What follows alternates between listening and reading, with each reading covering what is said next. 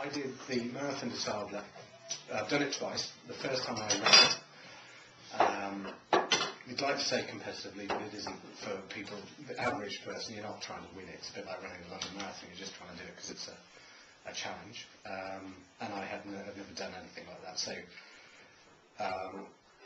and did okay. I was sort of the second fastest Brit and 26th or 28th. I ran with those lycra running, those tight ones then. Yeah. Not just ordinary running shorts. No, but other people run with the ordinary running shorts. I just found those lycra ones, and I'm horrified to say you can get these sort of unflattering Speedo costumes. That was the best for me. Were they light colours or dark? Did it matter? I just had black. But I had a white shirt, which I borrowed off somebody, and borrowed both times. But he bought it for the Marathon de Sable. He went on some website, and there's some company somewhere, Field and something in America, that somebody designed this super duper shirt, and it's good. It's long sleeved, and it's got sort of breathing under here, and so you can get them, and that was fantastic. Then I had a cap with we just sewed on a thing on the back.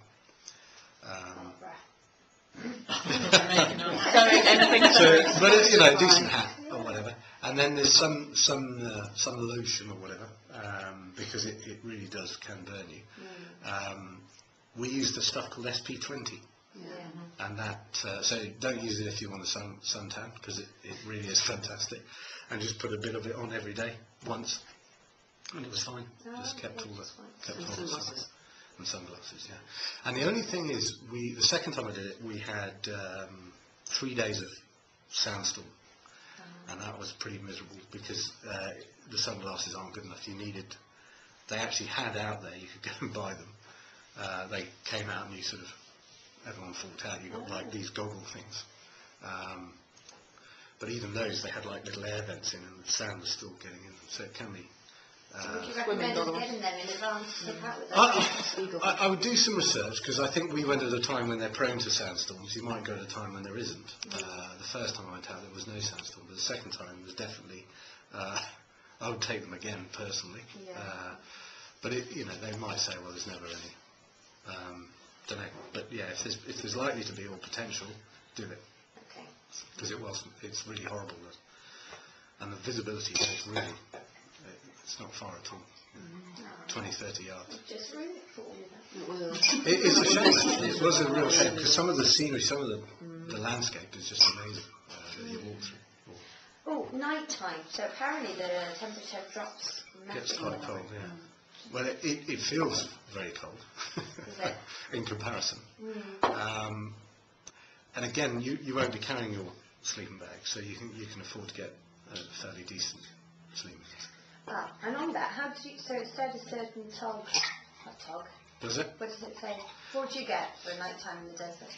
Well, I would check the temperatures and just get what's appropriate for that time, because it does vary so much. So I was in the Gulf, and that was over Christmas, and it'd be frost at night, so you very cold. In Morocco, it was coldish, but I had a very lightweight sleeping bag, and we were fine. Okay. And do you have a fleece when you slept? Yeah, just put on a fleece and. Pyjamas. Got my pyjamas slippers on. Nice lightweight pyjamas, yeah. Well, we did actually. So yeah, just a fleece. But it's nice to have sort of like those, I don't know, sandal type things or something for evening when you finish, because you want your feet to air and you want to walk around in the camp. So would you do a 5-minute run, 2-minute walk, just for our trek? Oh, for your trek I'd walk it.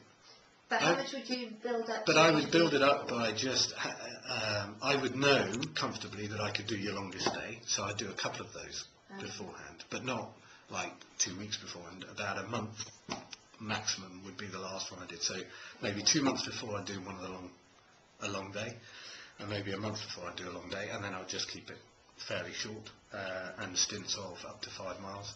And I'd probably try and do 5 miles 3 times a week. or twice a week and a slightly longer one at the Or running weekends. and walk, just Just for our walk. trek. Just walk. 5 miles. Just do a 5-mile walk at the beginning of the week one evening, 5-mile walk in the middle of the week, and then maybe a 10-mile one at the weekend. And wearing extra clothes. What's the terrain? Is it reasonably flat, or is it? Yeah, it is reasonably flat, or at least where we went. The dunes, dunes are impressive. They're quite. I mean, they're huge dunes. Most of the rest of the terrain is pretty flat. There's the odd time it's undulating, and the odd hill that you go over. I forget what they call them, and it'll be rocky. But you know, it's not that difficult. It's not like you're going in the Himalayas or anything like that. You don't need for hands on feet now. No. Do we need walking sticks? Nowadays, people use these ski poles when they're walking, don't they? I'm quite sneery about that sort of thing, but I do see people, and as I said when I did Kilimanjaro, I remember tearing past some people. I don't know how many days they were taking, but we were doing it in 2 days. And when I was spewing up my guts and everything, and they went past me, I sort of had a bit more respect for people because they were just going really slowly, and I was ill. It's what makes, you know, if somebody's comfortable. We had guys who did with the rhino costume. There's a couple of guys who brought the ski poles, and that's what they were happy with, and you know, they saw it through. So I think Someone told me that they were really good. yeah, and people swear by them. So And good for underarms, I guess, is it?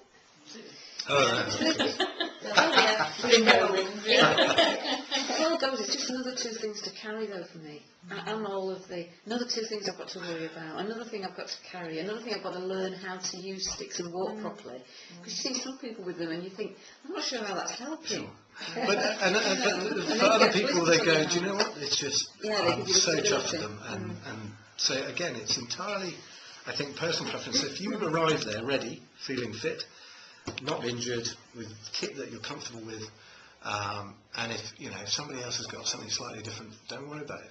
If it fits and suits you, and just deal with the blisters and make sure you're hydrated, you'll be fine. You'll be absolutely fine. And the thing is, people get really quite worried about it. Don't. If you're fit and prepared, to be honest, you could probably turn up now. I know I said this, you could probably say, it'd be miserable, it'd be hard work, but you'd do it.